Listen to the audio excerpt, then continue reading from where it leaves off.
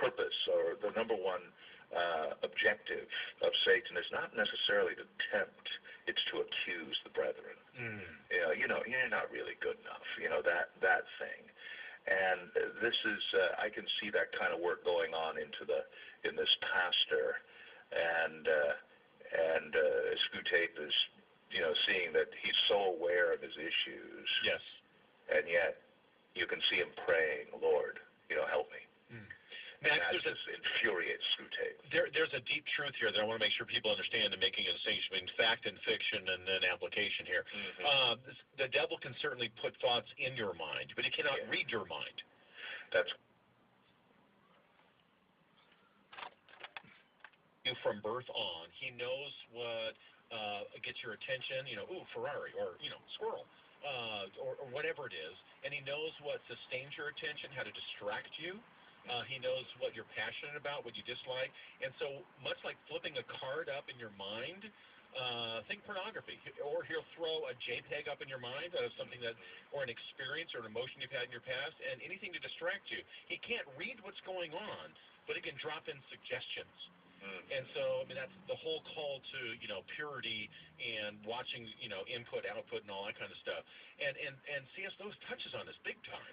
He does, and of course Lewis is, he's echoing St. Paul in 2 Corinthians 2:11 that we must not be ignorant of his devices, and that's of course the main purpose that he wrote the book. And he also wanted us to remember what James says: is resist the devil and he will flee from you. Max, do you get a chance to talk about this stuff after you perform? I do, and it's one of the things that it's a really wonderful experience. After each performance, we do. This is a professional theatrical event in a secular venue, and so we attract a diverse audience. I think that we advertise obviously on KKLA, but also in the LA Times, etc. So we try to attract a diverse audience, and we also like it that Christians bring their friends, and I think the power of the theater is that it really allows you to think about things that you wouldn't ordinarily think about, and then we have an opportunity to discuss it afterwards. I do a Q&A after every performance, and it's always I'm always amazed that 75% of the audience stays for that. They don't have to. I usually go backstage and say I'm going to come back in 5 minutes. Right. And they stay, and we do a 15-minute Q&A, and I say you can ask anything you want. Oh, awesome. Max, I got to do a break here. Yep.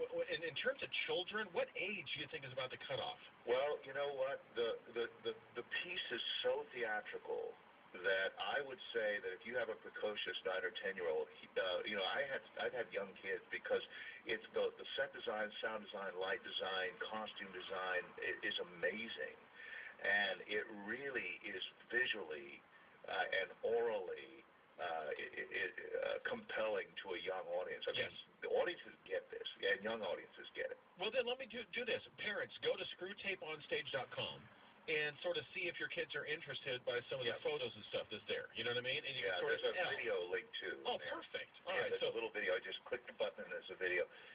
Okay, screwtapeonstage.com is the website. When we come back, Max, I didn't even ask you about Tolkien and his relationship with Lewis, and the fact that the Screwtape Letters is actually dedicated to J.R.R. Tolkien. And wait till you hear the inside scoop on that. It's fascinating. We'll do that.